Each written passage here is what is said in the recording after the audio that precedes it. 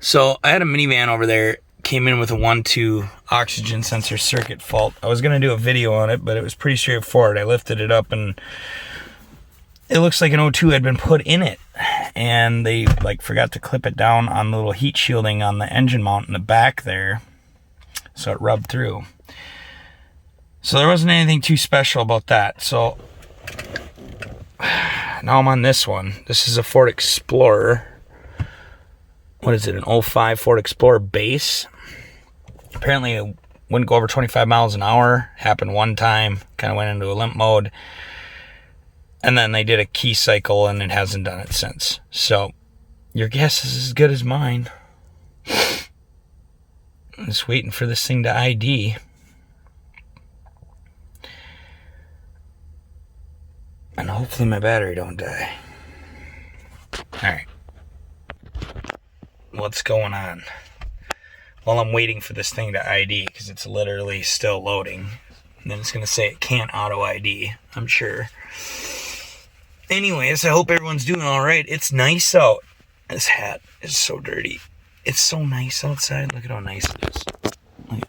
Look at the sun. Oh, yeah. All right, it's done. There, you get to look at my ugly mug for a while. 150 grand, 4-wheel drive, limited, 4.6. Let me get that license plate number. I store that information in here so that I have all my info, and I don't use customer names. License plate, you know.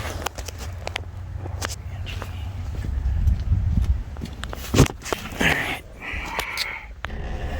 Okay, passed all its monitors, absolutely no codes. Okay? This could very well be one of those ones that, you know, I'm not going to spend a lot of time on. You know, if I can't duplicate it. 150,000. You know, look at some quick data, but it didn't store a single code. Let's go to generic functions real quick and just check the mode 6.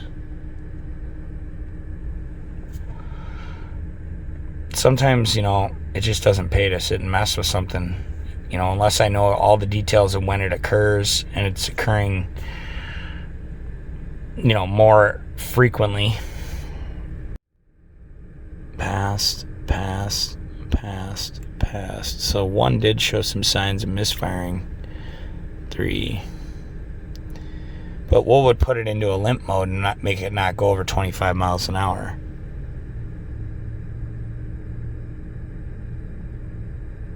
That's what I want to know. Throttle body? Because that's what I'm thinking. But you'd think it would store a code.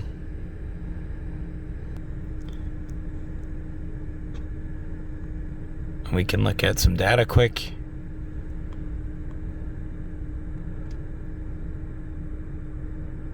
Drivability, maybe.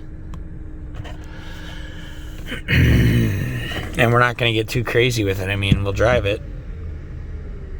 RPM is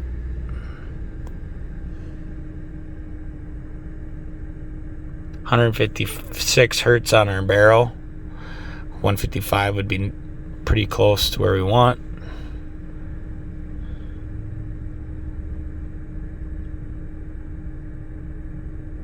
Intake manifold tuning valve off. You know,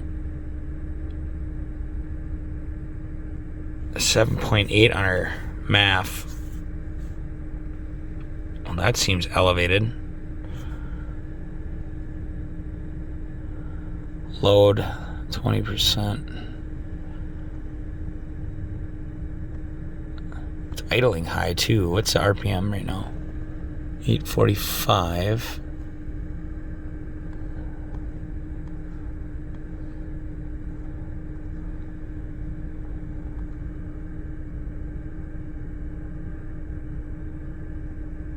I guess it's not bad. 832 is desired RPM.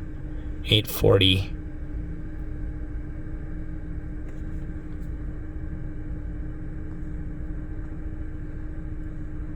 7.76 grams per second on our mass airflow. Interesting. O2 sensors.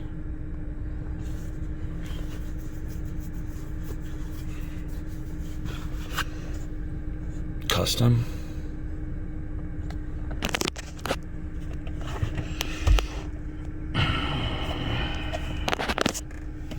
Come on. Let's see what we got. Deselect all. Grams per second. 11 volt millivolt, or yeah, 11 millivolts, 12 millivolts, 21 millivolts, 22 millivolts, short terms and long terms, right where we want them.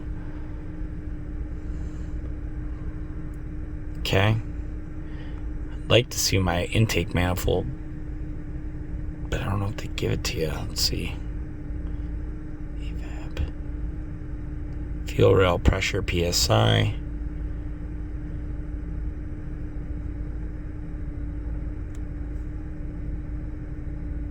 What do they give you under misfire?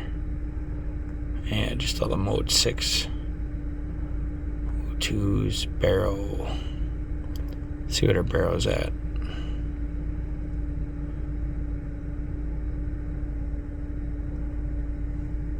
Graph view.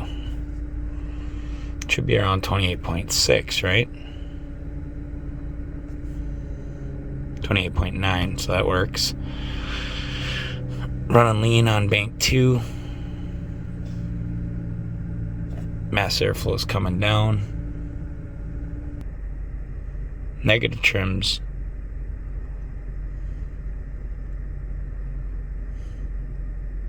.2 on our mass airflow. It still seems elevated.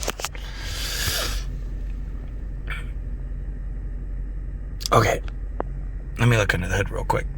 Alright, so this is an electronic throttle body. We're going to go in and take a peek at it real quick, because that's what I'm leaning towards, guys. So, let's take a look at this throttle body. Alright, well, it's off. And you can see how nasty it is. So, we can try cleaning it or recommend replacement. Considering it's only happened once, the only thing is if we clean this, we could have a lot of issues. So, we're going to advise them that it's recommended they replace it. I mean, that's pretty bad. It's obviously original. We can try cleaning it, see what happens, but no guarantees. I mean, that's pretty cut and dry right there. Surprised I didn't go cold. And I had a new air filter recently put in, so I'm cleaning out the air box. I'm cleaning the mass airflow and we'll run it. So that's what we're gonna do. What are you doing down on the floor, Paul? No comment. Well, and that's ready for the new gasket. And we cleaned it. So it's $1,000 for a new one. So we better pray this works. Well, she's all torqued in. Now we're gonna run a induction service on it, injection service. They decided to go ahead with that. That wasn't a requirement by any means. Again, we couldn't duplicate the complaint, so we're hoping by cleaning this, it'll take care of the problem.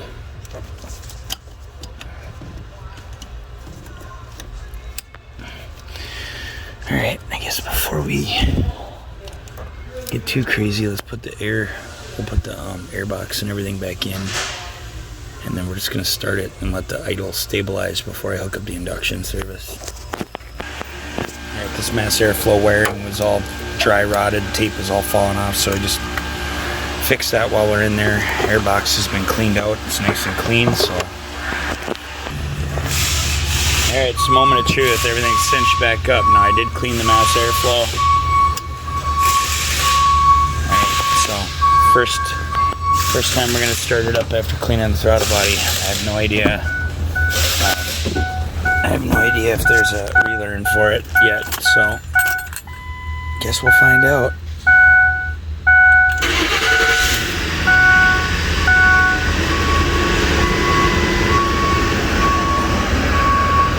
So far so good. Alright, so what I'm going to do is get the scan tool hooked up.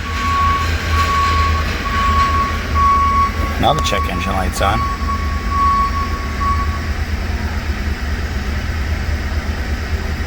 Okay, so I'm going to hook the scan tool up and we'll get the GDI going on it, or the induction service and the fuel injection service on it done. I think the throttle body will be alright.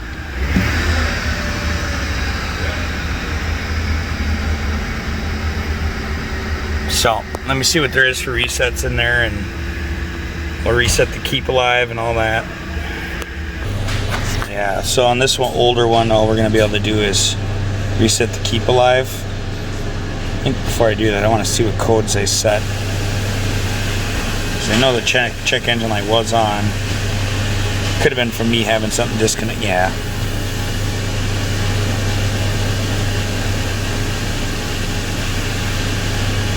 Okay, that was probably from me, so let me clear these out.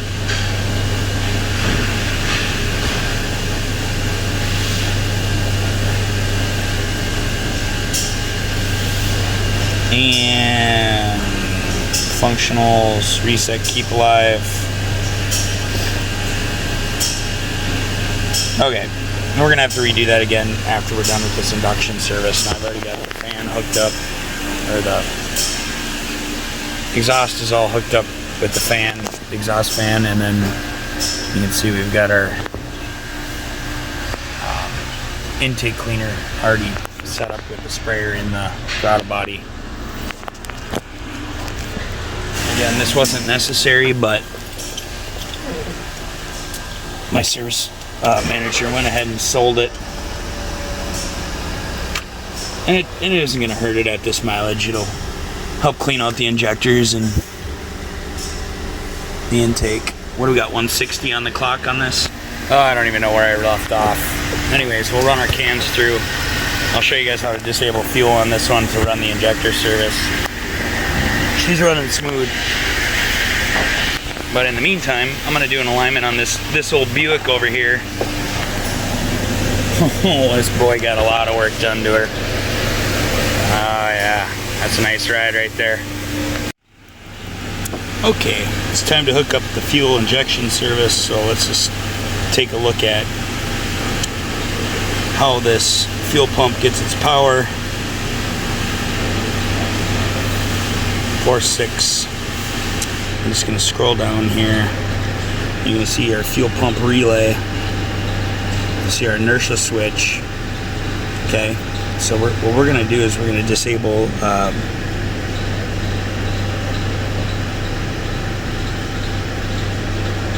so once this fuel pump relay is energized, okay, it provides the power to the inertia switch, and as long as the inertia switch isn't triggered, it'll get power to our pump. Okay, so we're going to pull fuse 26 20 amp underhood fuse box. We got it running. I've already disconnected the intake service in the induction portion and reconnected my air horn intake pipe. Fuse 26 is a 20 ampere, and it is the second one, the one right after that 15 amp. Let's pluck it. And the vehicle should die once it runs out of fuel. In theory.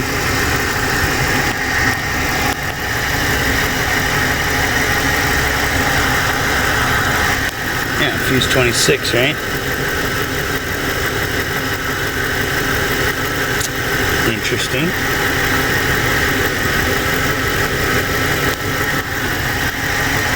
Okay, well.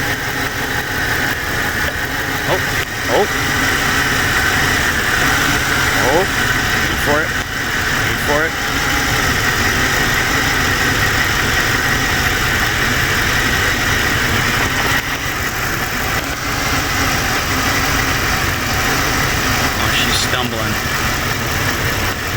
running out of fuel. Come on, baby, run right out of fuel. Then I ain't gonna get sprayed.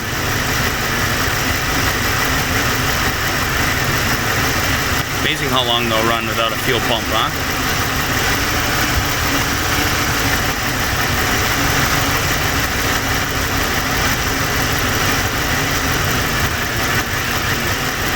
It'll actually keep running on that intake solution too that's in the intake.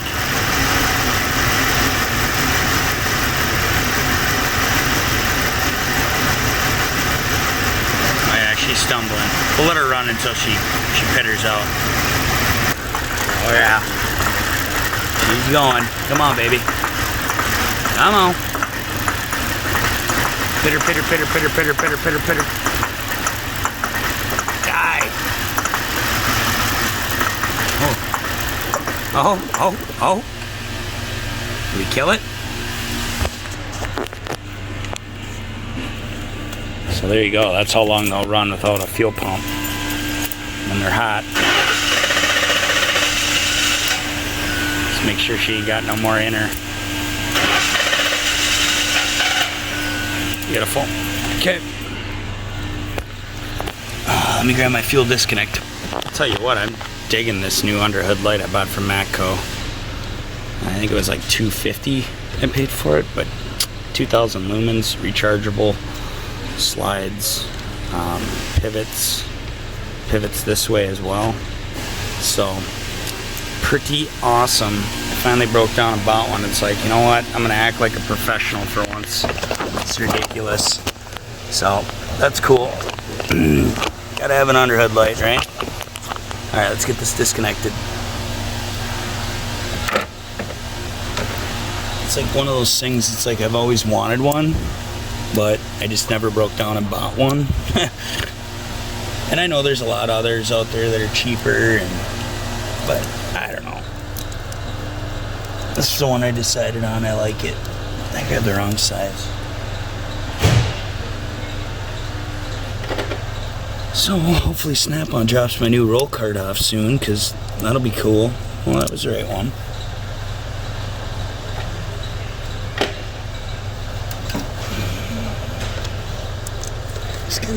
There we go. There we go. Beautiful. Alright. Now we'll find our connection for that. That would be this one right here. We'll just go ahead and connect this in. Already lubed up them O-rings. A little bit of fuel. There we go. Alright, now we'll just hook our fuel rail cleaner in.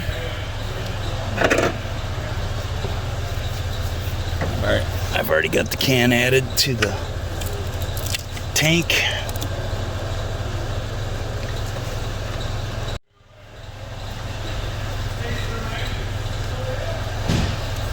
Hey Ralph, can you cycle this key on for me? Yeah. Just want to make sure this thing's got fuel disabled. Somebody turn it on? Yep. Just cycle the key to on. Now crank it. Okay. Thank you. Alright, you can see we're dialed into just over 65, so let's just go ahead and... I opened up my valve right there, that black one. And it's going to drop as we start it, so we'll adjust it with the regulator once we start it. Make sure it's clear of the fan here. And then the other thing is we want our tank to be sitting as vertical as possible, so it can get all the solution. So we'll fix that with a bungee or something. Alright, let's start it. Come on.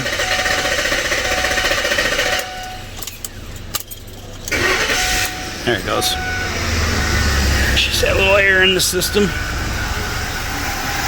Alright, so what you want to do is you want to just kind of dial that regulator, and then you got to let it run for a while until it stabilizes. We'll let it stabilize around 62, 60-ish. You can see it's dropping slowly. You know, because you don't want to overdo it either. And then the other thing is you got to watch your hoses so they don't pinch. Right? But she's definitely running a lot smoother than it was when it came in. But again, I'm more worried about their stalling or they're not installing that intermittent limp mode issue, but you know, maybe cleaning that throttle body will correct that. I mean, it's all we can do, right? Yeah, you can see pressure's dropped, so I'm just slowly bringing the regulator up. There it is. Right there. Alright. We'll let this run until she's done, you know, until it sputters out. Then we gotta go take her for a 15-minute drive.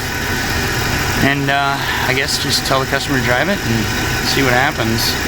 I'm not too worried about it. I mean, $1,000 for a throttle body, that's just insane. I mean, it's worth a try to clean it, you know.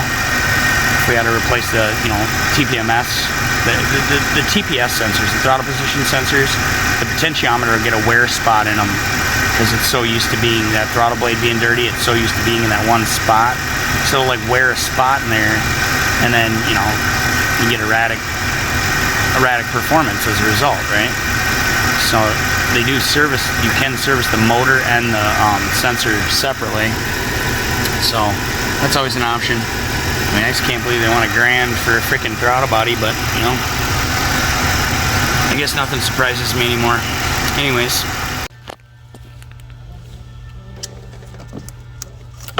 Put her fuse back in.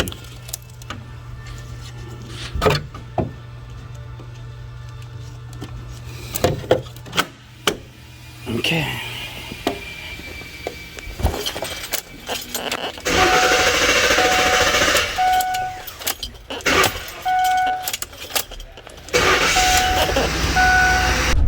So this one's got quite a bit in the intake still. You can see as I accelerate the smoke. And that's actually not that bad compared to what it was. You know, I don't want to give it too much, but that's why I'm just slowly driving it. I'm going to take it for about a 15-minute spin, burn the rest of what's in the intake out, because every time I accelerate, more comes out. But there isn't that much left in there, guys. Alright, the Exploder is done. Got a new fuel filter. I guess the guy wanted a fuel filter put in, so we're changing gears. Let's activate it.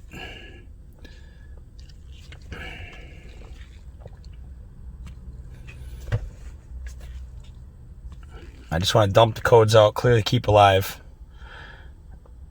and look at some fuel trims quick. Now I know the fuel trims are going to be off a little bit because of the induction service, so let me get this up. Okay, it's up. Took a while, but this 05 is talking. Okay, so we're going to do a complete code scan quick. We'll just put it under post scan. We can delete it later. And these are all codes I set when I, you know, ran it out of fuel. All right, that's done. Switch it off. Turn it on. Clear all codes. Okay. Switch it off. Switch it on. Go to engine. Functional test. Reset the cam. We're getting there. Keep alive reset. Done. I just want to see what's in output controls real quick. Okay. Alright.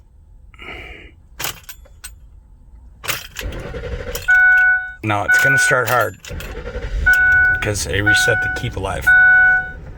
Alright, so we'll just let that idle for a minute here. Go back into engine. Go to data. Continue. Let's take a look at emissions and fuel and see what that gives us. Can't remember if it was in here or not. No, it's not. We need to go into O2 sensors. Alright. Here's what we're going to look at. RPM, baro, inches of mercury, hertz for the barrel, the grams per second on the mass airflow. I'm losing it today, guys. 1-1, 1-2, 2-1, 2-2. Short term, short term, long term, long term. That should work. Let's look at that. All right, let's see what we got.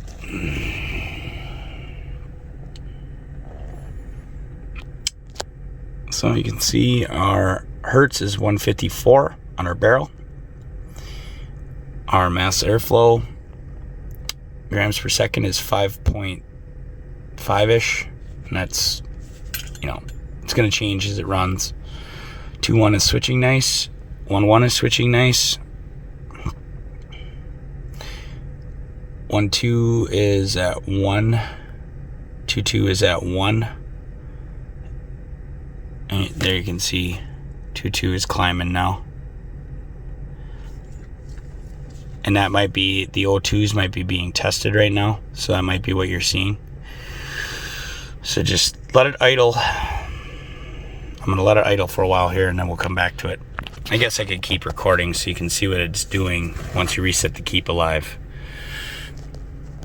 So just, you can see the trims are changing. They're going negative.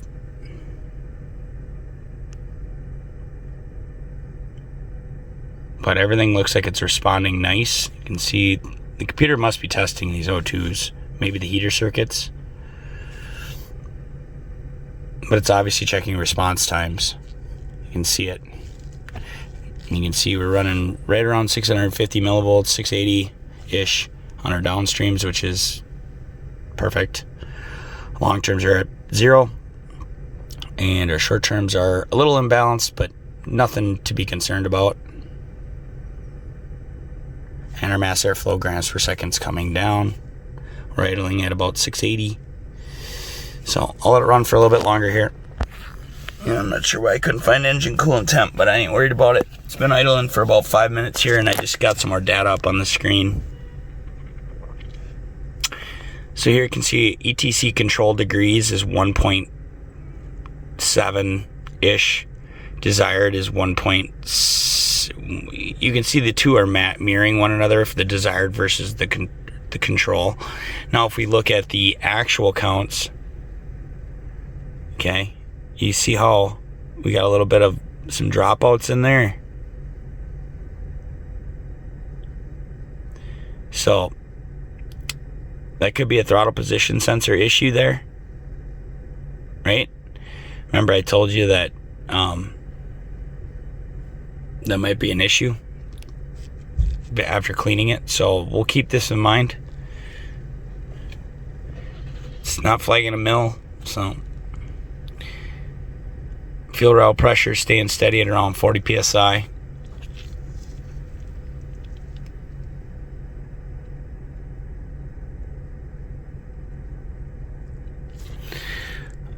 Short term, long term, these are opposite banks. It's all kind of screwed up. I don't have it organized very well, but the short term on bank 1 is bouncing from 0 to 2.